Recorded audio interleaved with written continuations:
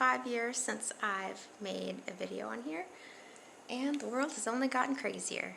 So I feel like today is a good day to talk about my top 5 favorite anime series that deal with obstacles and how to overcome them.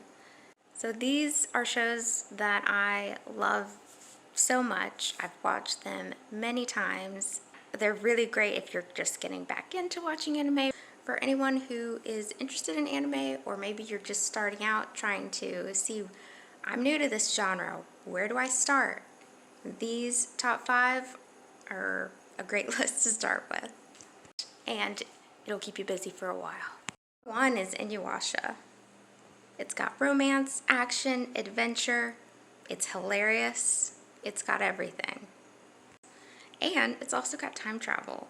When I first started watching Inuyasha, I had no idea what I was getting myself into. I had no idea what to expect because I didn't really know anything about it. And so the first episode had me hooked. Like, the story is so perfectly written and the themes are just so intense and very much still relevant to today. Inuyasha is a show that deals with the forces of good and evil and how with friendship and partnership and trust, if we all come together, we can beat the odds that are trying to destroy us. I've heard about it many times. People recommended it a lot, and I would hear people speak about it and say it was one of their favorites, but they never really got into the depths of like what it was about. And I'm not going to do that either, because I would rather you be nicely surprised by what you see and kind of go into it not knowing what you're going to see. And it's just such a wonderful, powerful, fun, lighthearted show. It's very interesting how it has that dynamic of being both intense. It has some really intense moments, but it also has some really lighthearted and fun, slice of life type moments in there too. As far as the slice of life and fluff type parts of these anime shows, a couple of my favorite parts of Inuyasha are the times when Inuyasha goes to Kagome's time and he's just saving the day. I can't get over that one episode where he saves a child from a burning building, and then he takes down some robber, and then as the day ends, Kagome and her family and Inuyasha are watching the news, and Inuyasha is featured on the news as a hero. And I thought that was just hilarious. Just gold. It was also funny watching that episode where he goes back to her time and they had brought back like a dried meat, and it turns out that the meat was like dried demons that come back to life when water is added to it. It sounds so silly just saying it out loud. But apparently Kagome's grandfather, who is just another great character. That show is filled with amazing characters. All of these shows are filled with really great characters. He cooks the meat unknowingly, and then a bunch of demons are unleashed into this modern world. And as these demons are unleashed, Kagome still has her normal school events happening, so she attends the event and everybody's just acting as though nothing's happening. Everyone else just thinks it's a part of the play. Abs has decided to join in on this video. Do you like anime? He does. Inuyasha has such a great list of characters. It's really easy to get attached because the character development is just so good and so strong. Inuyasha is also really hilarious too. The character Jockin is super funny. He's the best comic relief. Also, Shippo was hilarious. I always loved his scenes. He was just such an adorable little character, and he's super funny. Kagome, she's fierce, she's headstrong, she's fearless. She'll be scared of something and she'll still do it. And she's just so courageous and such a great character. She's also super smart, and she doesn't take crap from anybody. I think that's one of the common themes that you'll see in a lot of these shows, is that the women are very headstrong. They don't take anyone's nonsense. They're really smart and strategic, and they're always coming up with ways of getting out of a certain or particular situation. In JoJo's Bizarre Adventure, you have Jolene. She's you know, you don't want to mess with her character. Dragon Ball, yeah, Chi-Chi's pretty headstrong. Chi-Chi, at first, she was a fighter, and so that was really cool to see. I think didn't she fight Goku in one of those episodes? But yeah, who else? Bulma. Bulma's a really great character. Bulma's really Bulma doesn't take crap from anybody. She's tough. All the female characters, all the women characters in Inuyasha are pretty great. Sango, Kagome, and then later on in Yashahime, those characters are really, really fierce and great, except for the bad ones. But even the bad ones are they're interesting, you know. Like that one character, she had, you know, she was pretty dicey, and she wasn't all bad, but she's still bad. Kagura. The villain I'm thinking of is Kagura. But Kikyo is also a very dynamic character, and I feel like if I explain how, it would be a spoiler. So I'll let the story unravel for you. So another thing I really love about Inuyasha is the music. It has such a cinematic score that just fits every scene, with whether it's a more romantic sound or a silly, funny sound that coincides with the scene with Jokin or with Shippo, or if it's like action and adventure, and it's just like a running type of a score that really gets your heartbeat going and like makes you feel like you're a part of the action. One of the most interesting parts of Cowboy Bebop is how each episode features its own unique style and its own unique theme at the backdrop of a larger interconnected story. As each episode goes by, you see more and more into the depths. You see more glimpses into what this larger story is and how it connects to these smaller stories, and even more so how this is connected to the main character, Spike. I love how this show explores the depths, pasts, and inner worlds of the Bebop crew as well as the villains. It allows us as audience members to really get to know these characters and really understand them, and further understand why they make the decisions that they make and how they ended up in the spaces that they're in. There are so many memorable shows within this one season series. The first episode, which is a cinematic masterpiece within itself, and it tells the story of this couple on the run and how they're involved with some nefarious activities and their attempt to escape and find a better life. And, you know, the woman involved is, you know, she's involved. It's the classic story of a woman who could have been a good person who got wrapped up with a bad man and wrapped up in his world, and it's only when it's too late does she realize this isn't what I wanted. There are so many memorable shows. The episode with the villain who seems impervious and unstoppable, who's like a clown but also just really dangerous and maniacal. And then you've also got the one slightly more lighthearted episode with the dog who is, there's a bounty on this dog who goes missing, and it's like a whole cat and mouse episode of them trying to track down this special dog who ends up being part of the crew. And then you've got the activist episode where there's the whole virus and they're trying to destroy the world. It's up to the Bebop crew to save the universe, basically, because this is an intergalactic story. And there's just, and how could I forget the episode that makes homage to Pam Grier, like Pam Grier's 1970s movies. That episode was also really fascinating because that was the same episode where they end up where the crew ends up accidentally eating magic mushrooms. And I'll never forget the scene when Spike is walking up the stairs, but the stairs are lasting forever and ever and they're not ending. And also the episode with one of the crew members and how she was in a mysterious accident and they ended up freezing her body and she came alive in the future, and then she ends up having all of this medical debt that she didn't even ask for. And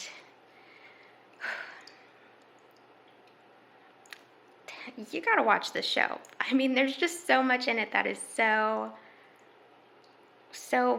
bizarre and unusual, but also somewhat tangible and somehow relatable to what we see happening in our own world, because our own world is just as crazy at this point. But yeah, Cowboy Bebop is one of the most popular, most recommended animes that we have, and I think it's because it is so timeless and there's a relevance that is felt within different episodes. There's even one episode, if not more, that is about subliminal messaging and mind control through media. And I mean, if that doesn't resonate,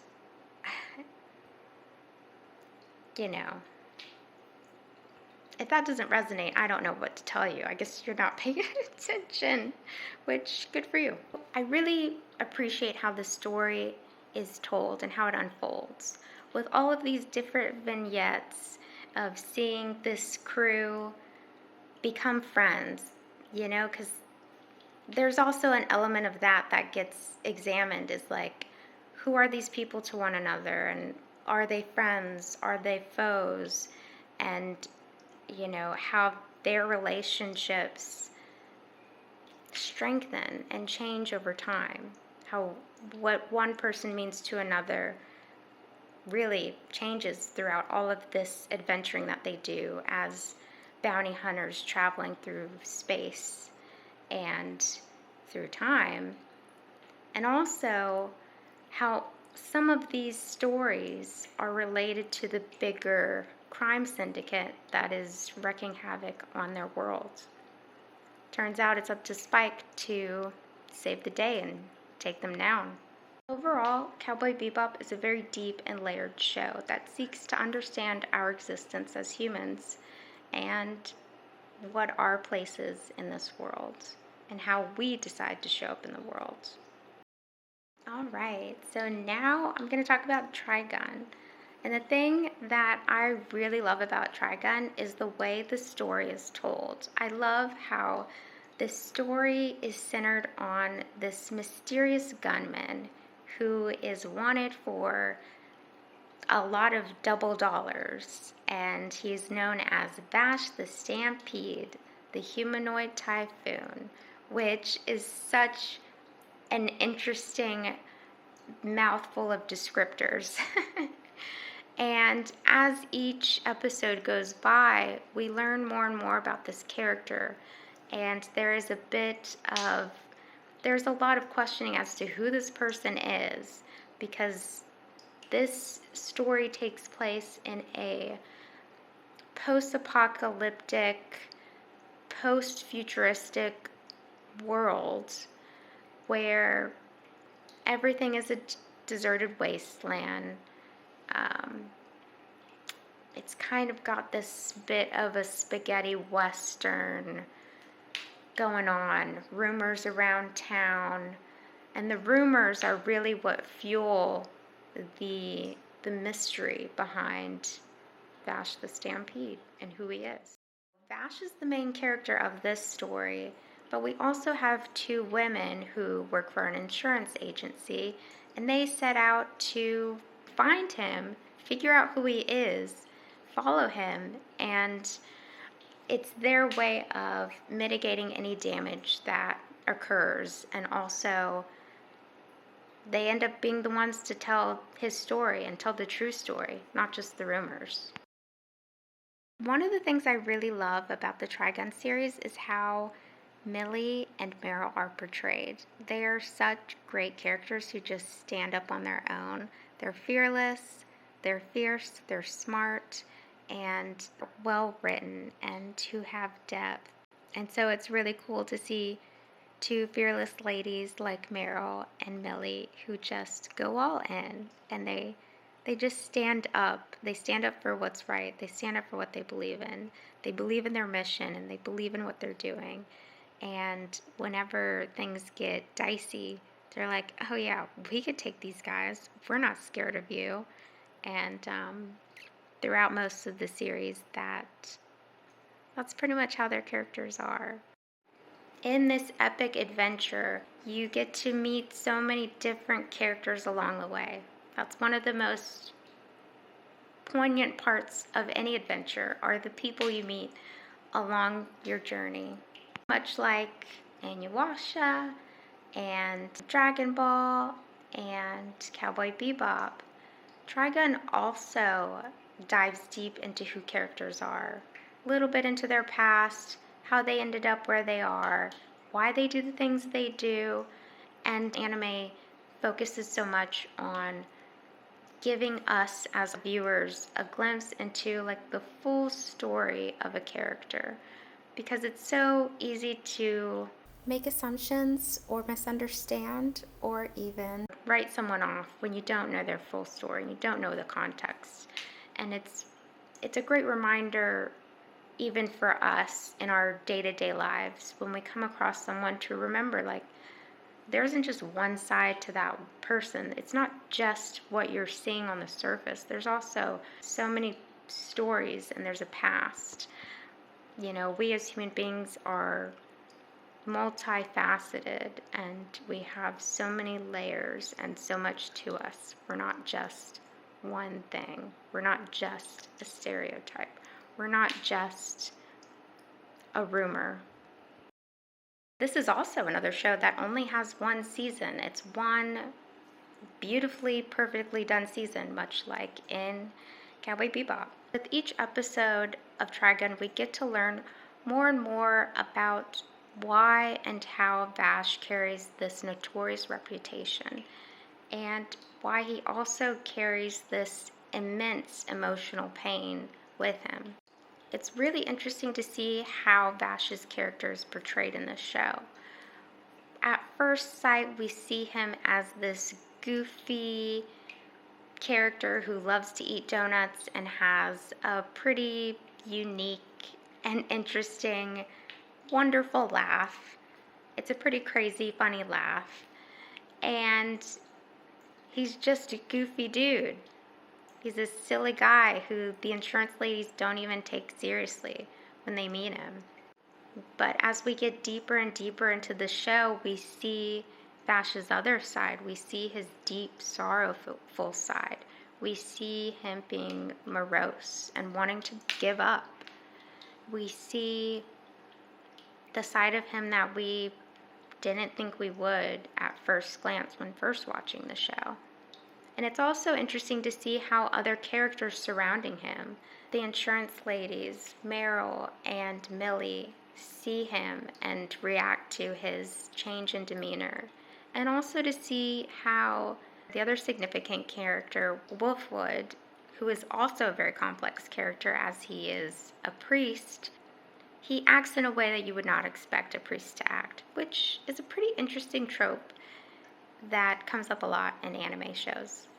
Nevertheless, it's interesting to see how his character reacts to Vash's change in demeanor and how he helps get him out of that and helps to get him to fight for the greater good again. This is a show that really seeks to examine how people make peace with their past and whether or not they decide to move forward and take agency and action. It also brings back the concept of the fact that you can't really sweep things under the rug. You have to look at things head on and deal with situations head on and go through them in order to make it through.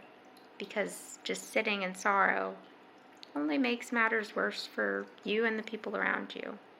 And I love how that is really symbolized through this show.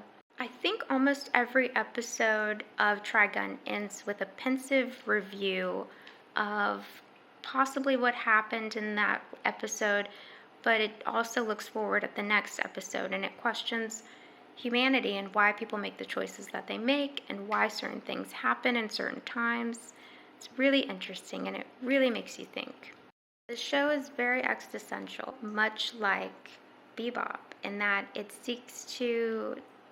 dives deep into characters' past, their desires, their motivations, to better understand why are we doing the things that we do, what makes us see things certain ways, what experiences lead to other actions, etc., etc. It also seeks to understand what our inner dreams and our inner worlds are. Like, what is our dream for our future, and is our dream motivating us? Are we taking action in our dream? Are we taking action to ignore it? Are we listening to our inner heart, our inner truths? Or are we believing lies that are told to us to bring us down? There is one moment where Vash does have to step up to the plate and make a really tough decision. It's an unfortunate moment in the show. It's one of the more intense and emotional scenes, but it's also really interesting scene about like choices and what do you do in a tough situation? What choice do you make when your values or morals are challenged?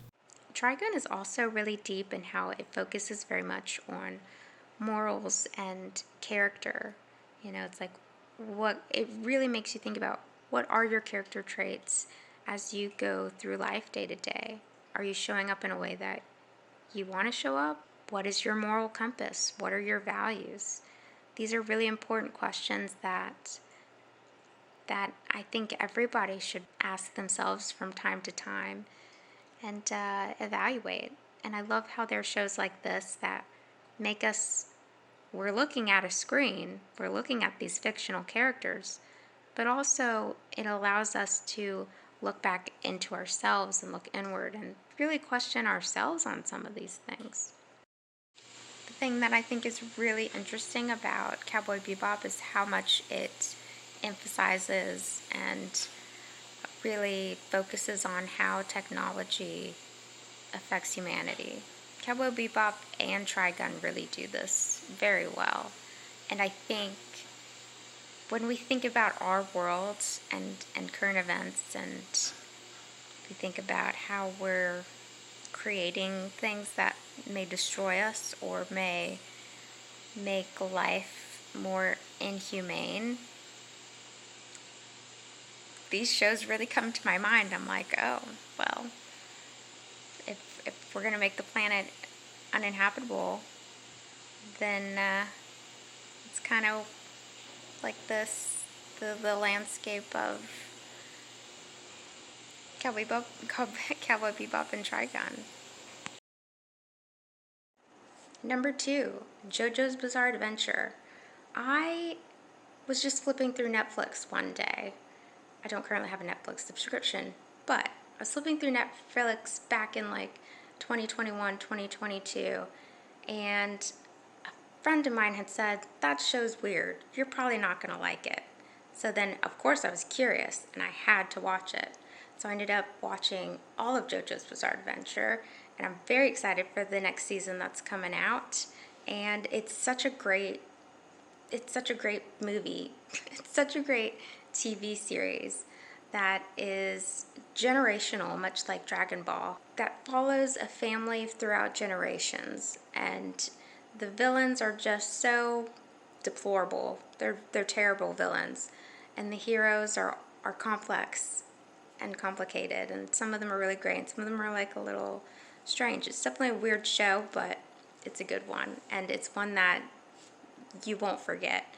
Each season, each chapter of the show is so unique to its own. It's got such an interesting style, very beautifully done.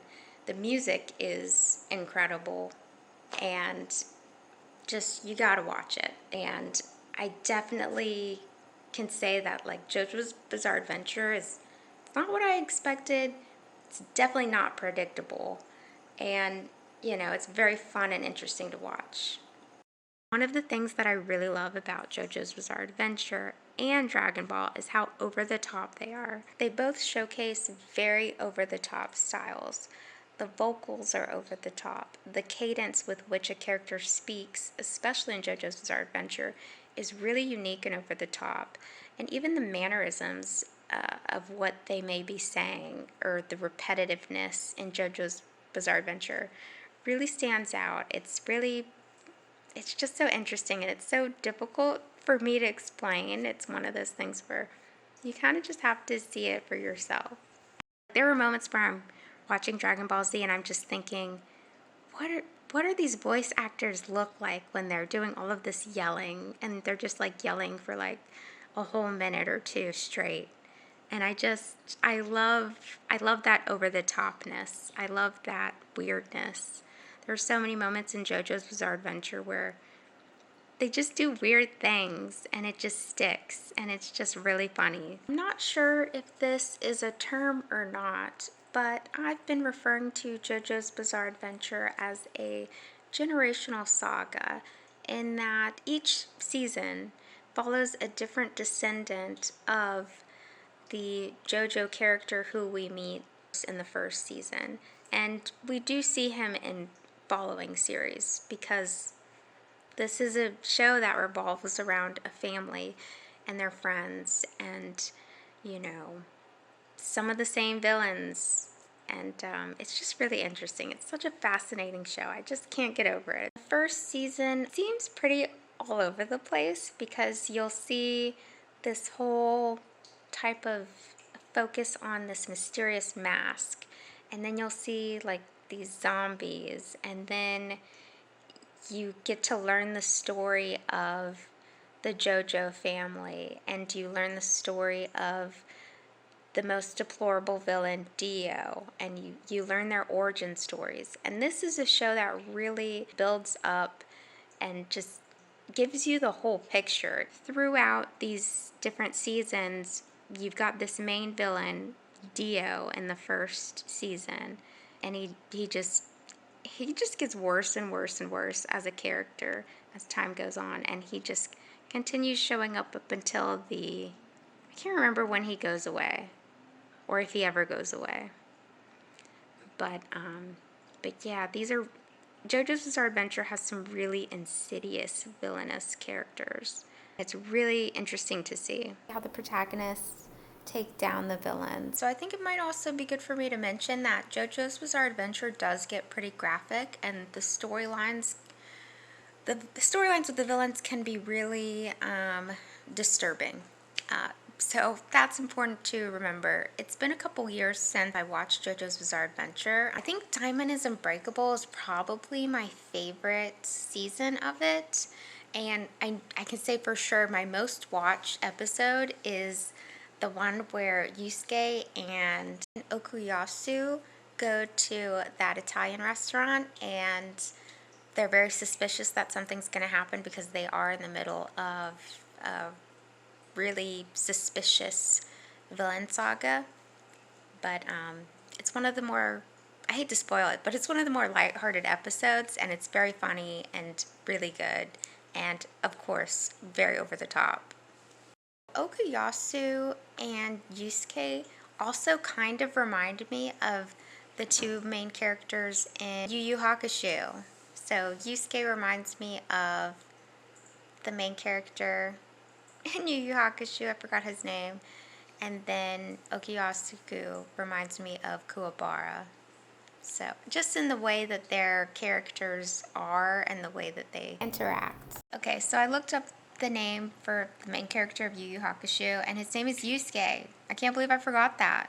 So you got Yusuke in Yu Yu Hakusho, and then you also have Yusuke in JoJo's Bizarre Adventure. A couple years ago, as I was watching JoJo's Bizarre Adventure, I believe I watched a few episodes of Yu Yu Hakusho after that. But then it was last year that I watched the full series in total. The full series of Yu Yu Hakusho. So it's very interesting, like, couple years later, seeing those parallels. There are so many unique moments in JoJo's Bizarre Adventure. Character backstories and villain backstories. I also really enjoyed the weird and memorable motifs. In one of the seasons, you will see one of the villain characters who makes these self-ringing noises in order to answer phones that don't even exist. You'll see characters use repetitive words to describe their actions. And then you'll also see some of the hero characters. You might see a JoJo character anticipating what a villain will say, and then the villain ends up saying the exact same thing that he predicted they would. It's also really interesting how a lot of the characters are either named after rock stars or food, and there's just so many corny, over-the-top moments. And I think one of the most prominent themes that motivates the main characters and that makes this show even more relevant to this video is the idea that nothing is futile, useless, or impossible. These are the same words that villains constantly use in an attempt to bring down these protagonists. Also, the music is really good with so many catchy songs. If I go on and on about the things that I remember, the things that really stood out to me, this video would be like way too long, longer than it should be. Emin agrees. So a couple years ago, I was looking for an anime that would take me a long time to watch. So I ended up watching Dragon Ball. I didn't think I was gonna like it at all because growing up, I'd known it was like a show that, my fellow boy classmates would watch, and they would do the Kamehameha wave, which I now know what that is because I watched it. But they would do that growing up, and I was like, okay, that's for boys, which is silly. But I ended up watching it, and I got hooked, and it's such a good show. Like it goes through so many different generations. It's still running today, which is incredible and wonderful. So if you're looking for a show that's going to take a while to watch or binge watch, I would definitely recommend Dragon Ball. And it's just the quintessential anime. It's very nostalgic. It's one that a lot of us grew up watching. So it took me from November 2023 until April of 2024 to watch all of Dragon Ball. So that's Dragon Ball from the 80s, Dragon Ball Z in the 90s and early 2000s, Dragon Ball GT, and Dragon Ball Super.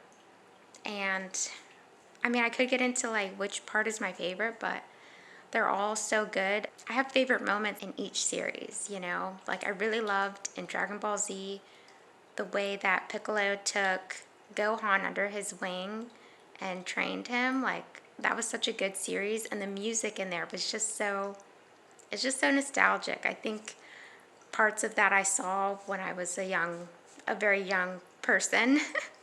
When I was a little tater tot, I probably had heard some of that and seen some of it on TV because it felt so nostalgic. With Dragon Ball Z being like a generational type of series, the show lasts following this same family group and this friend group through generations because it's on for such a long time. It's really interesting seeing Goku in Dragon Ball and seeing little him be so adventurous and so fearless and so just exploring the world and just living his life, versus in Dragon Ball Z when you meet Gohan, Goku's son, and Gohan is just scared of everything, and he's very whiny, and Gohan is just so different from Goku. Baby Goku is very different from Baby Gohan. Another thing that I really loved about the original Dragon Ball series was the music. Like, I loved the style of music and just the style of martial arts and the way the story's told. It reminded me very much of the classic 70s, like kung fu, samurai movies, where it's just very much about the art, the martial arts. And so I thought they did a really great job with that. I really liked watching that. It made me appreciate the show even more and have more grace for it and take it a little more seriously, and that this is I mean, this is a show about martial arts and the art of martial arts training. But also, there's so many silly moments in the show where it actually doesn't take itself too seriously, and I love that too. The other part of Dragon Ball GT that I really loved was just the beginning. The beginning was super hilarious with my favorite villain in Dragon Ball, Emperor Pilaf, who is such a goofball. He never does anything right, and he's just like the goofiest villain. He's barely a villain. And he's just hilarious. So I love a comic relief villain that you can't take seriously. But it's funny to see how he makes a wish on the Dragon Balls on accident, and Goku slowly shrinks, and he's like, did the room get bigger? And his voice changes, and it's just so hilarious. I've heard some people complain that they really don't like the fluff in some of these anime shows, but I love those moments where it's just lighthearted and it's like day-to-day life or just whatever kookiness is going on. When it comes to those lighthearted moments in between villain sagas, I really appreciate it because I feel like I need the break from all of the chaos and all of the doom and gloom and all of the anxiety over, are they going to make it through? How did they get out of this situation? And in one of the episodes of Dragon Ball, there's a moment where Chi-Chi is trying to get Goku to get his driver's license, which is hilarious because he can just instant transmission his way anywhere, which is teleporting. He can teleport anywhere, I think, at this point. And so Piccolo goes with him on this driving lesson, and they're like racing each other, and the driving instructors are just really worried, and it's just really funny. Also, the music is just, it's really like a silly type of song that's playing as they're doing this. And it's moments like that that I just love. Another thing I really loved about Dragon Ball GT, aside from its incredible theme song that I often get stuck in my head, I really appreciated how they focused on some social, cultural issues that we see in our world in this interplanetary adventure that this group of Dragon Ball characters go through. It's a very interesting group of characters too in this offshoot season. When Goku and Vegeta do the fusion in GT, it's just so hilarious. Also love that scene in Dragon Ball Z when Goku finally finishes Snake Way and he makes it to King Kai's planet, and then he meets who he thinks is King Kai, and he starts mimicking this monkey who is, I don't remember who the monkey is to King Kai, but there's a monkey on King Kai's planet who Goku mistakes as the king himself, and it's a hilarious scene. I also have to add that after watching Dragon Ball, I've been really inspired by Goku to take the more challenging choices in life because it will make me stronger. You know, like instead of getting a shopping cart, I'll just carry my groceries around. Or instead of taking the elevator or escalator, I will take the stairs because that's the thing that's going to challenge me and make me stronger. I already had that mindset before, but nowadays I enjoy making the Dragon Ball reference. I'll say, oh, I can just do this and be like Goku. I make that reference quite a lot. I'm really glad that I decided to watch it because I have such a great appreciation for it now, and I understand why everybody loves it so much. It's such a great show with really great characters, and you know, it's just one that if you're an anime fan, you'll just gotta watch it. And then as a bonus, I just want to make a shout out to Yu Yu Hakusho because when I first watched that show, seriously, I mean, I saw a couple episodes of it briefly, but then when I was seriously watching it on my own, like that first episode had me in tears. It was just so heartfelt, so intense. The character development is really great, and over time you really get attached to the characters just like you do in all the other shows. And it's such a deep show about humanity, and it's got that otherworldliness to it, human world versus spiritual world versus demon world. And I think almost all of these shows deal with that. I mean, you see it in Inuyasha. You see that in you don't see it in JoJo's Bizarre Adventure, I don't think they have like a demon world. They have other types. They have so many other different types of characters in there. Yeah, so in Yu Yu Hakusho, you'll see these different worlds. You'll see the spirit world, you'll see human world, and you may see a demon world, and they go through that in Yu Yu Hakusho, in Inuyasha, and in Dragon Ball, because there's Snake Way and Dragon Ball, and then if you fall off Snake Way, you end up, going to hell, which is crazy to see in Dragon Ball, because I'd always assumed that was a show that was for kids.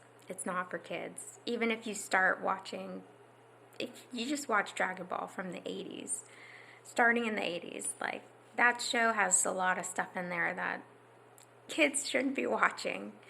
But it's interesting to think about how the United States really censored out a lot of the original content. Yu Yu Hakusho also has a really great music playlist.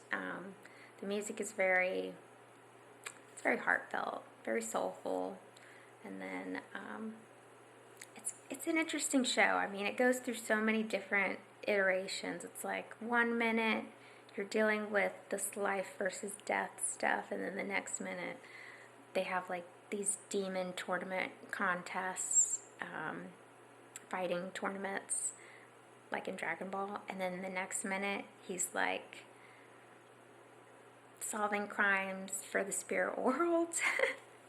And then in the next minute they're doing another thing, and it's just, that show is all over the place. And I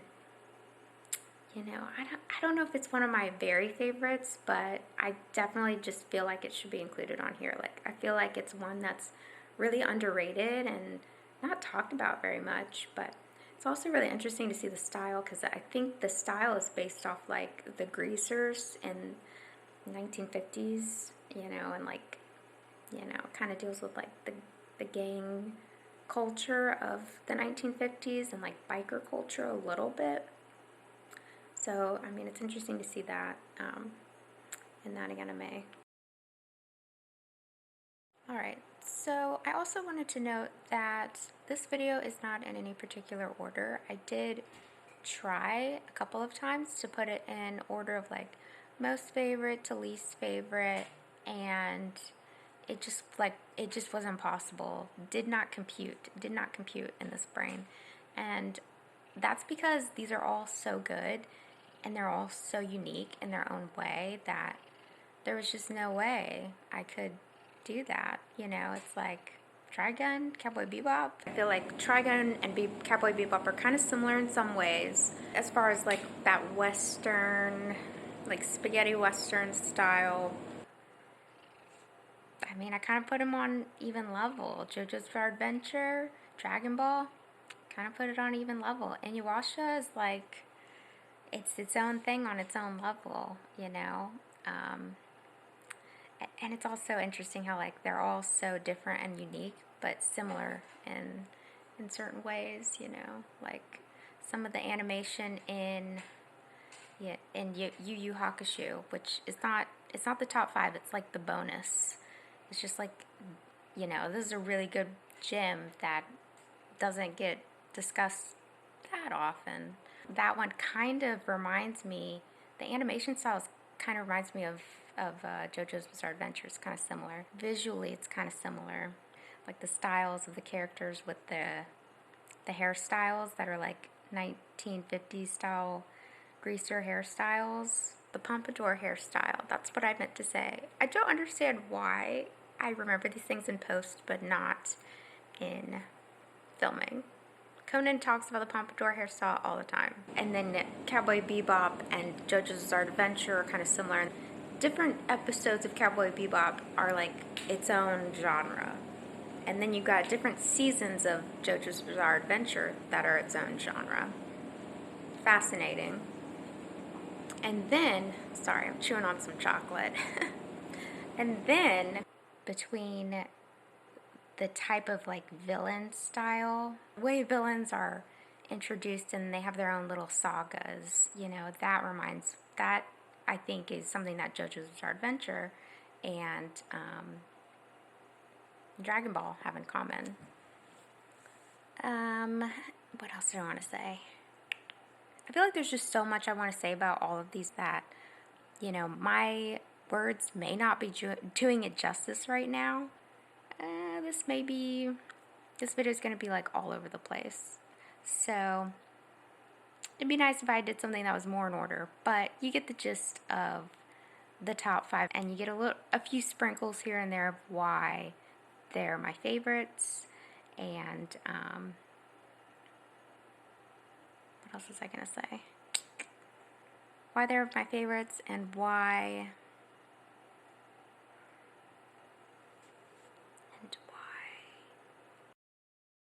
Even though this video may be a bit chaotic and incoherent, hopefully you'll still get the gist of why they're my very favorites, why I consider them must-see anime shows, and these are shows that I recommend to people in regular conversation. I just recommended somebody watch Cowboy Bebop and Trigun because they're in their own anime journey. That's something that I enjoy doing in my spare time, is recommending shows to people and also taking in their recommendations. Like over the years, this whole time I've been on the earth watching TV, I always take heed of someone's recommendation, someone saying, oh yeah, you might like this, and then I do the same for them, and they're like, I loved that show, I loved that movie. And it's nice when we can share. It's nice when we can share our favorite shows and movies or favorite things and collaborate. Looking back on this, I'm really glad that I had whatever spark of inspiration I had back then, within these last 5 years, to really dig deep into exploring and revisiting this format of television, this format of entertainment. It's more than just a format of entertainment, it's an art form. This art form.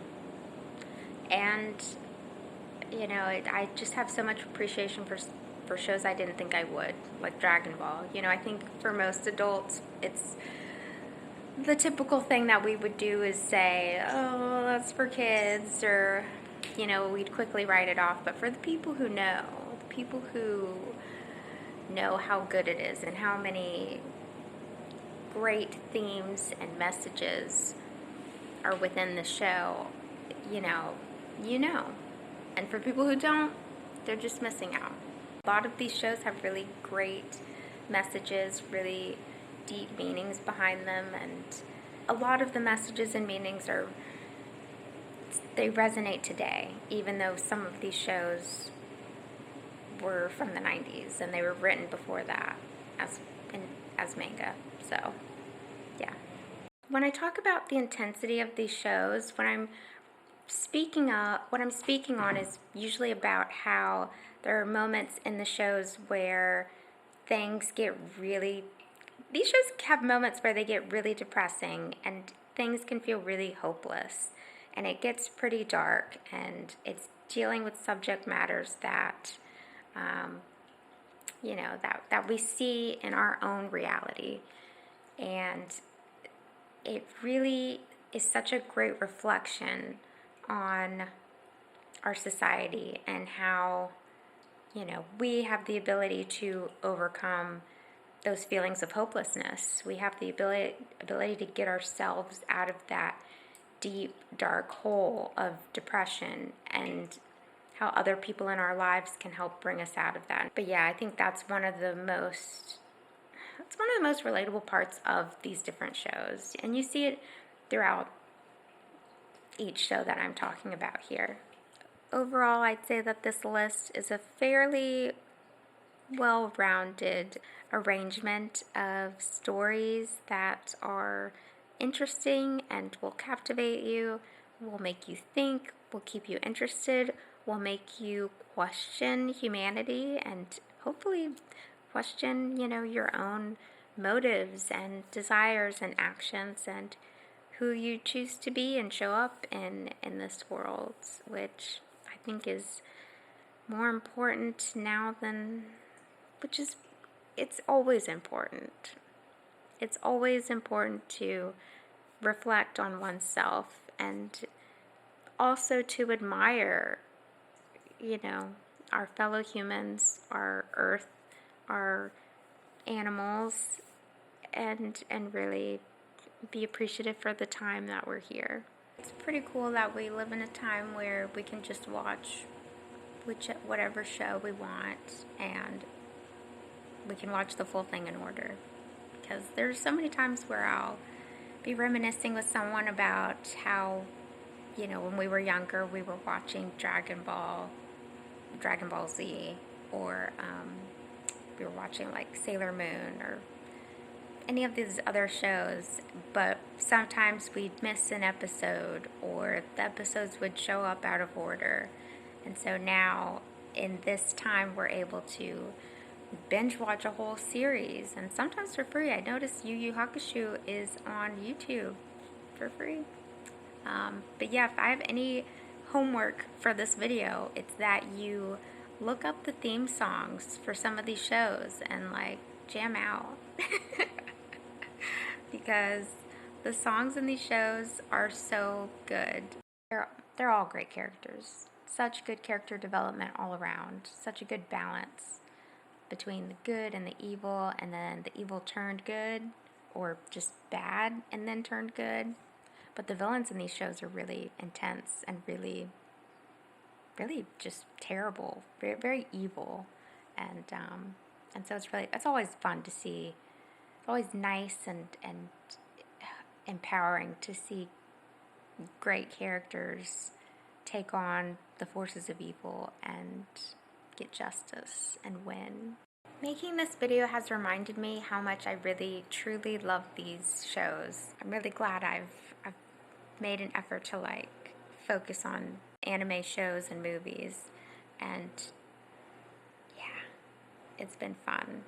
And I found so many great shows that I didn't know about, and I've, finally taken the time to listen to what other people have recommended that people really love. Tabby's kind of snoring back there. But yeah. He acts like he worked all day. I hope this video was enjoyable and not too scatterbrained and all over the place like my brain is. I hope you found some new recommendations, or maybe if there's a show that was on this list that you've been thinking, oh, I don't know if I'm gonna watch that. Now you know. You should probably watch it.